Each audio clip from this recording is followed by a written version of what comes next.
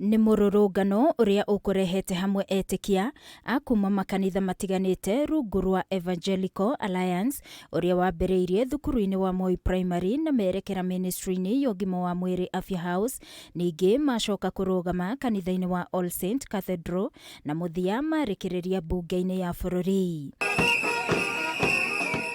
Itanya ria mururungano uyu uria uma wa thayu ni kuhinyiriria thirikari itungatire akenya na njira nginyaniru makigweta ukinyaniru wa mubango wa urigitani wa SHA ta undu ukoretwo ukihinyiriria akenya ingi na makaga motungata. Ukienda mahospitalini madawa hakuna, na kwa hivyo hapo katikati kuna tashwishi ambayo inafaa iangaliwe.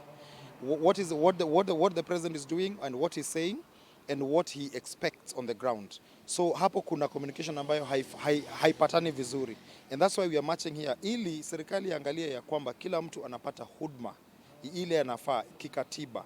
We continue calling out the government in terms of them taking care of their own citizen. Ni mokereire ciiko cia andu kunyitwo migwate, njuragano cia atumia na airitu anini iria itigite family nyingi na kigiriko, ihiko cia hura umwe oro undu umwe na uruti wa nda, makiuga gutire mundu uri na kihoto gia kuruta mundu ungi muoyo.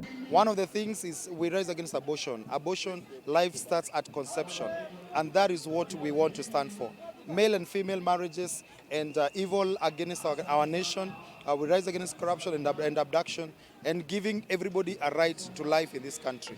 That is what our constitution holds. So we really need to bring each other together to make sure that we together make laws, enact laws and implement for the best interest of our young people, the children, the youth and our men. Oho ni mahinyiriirie thirikari na atongoria kugia na wĩigĩrĩrĩki na matungatĩre a Kenya makigweta ungumania na ũtongoria mũru ta mamwe ma maũndũ marĩa marikĩtie bũrũri moritũ-inĩ maingĩ na a Kenya makaga motungata makinyaniru. We must demand accountability from our leaders.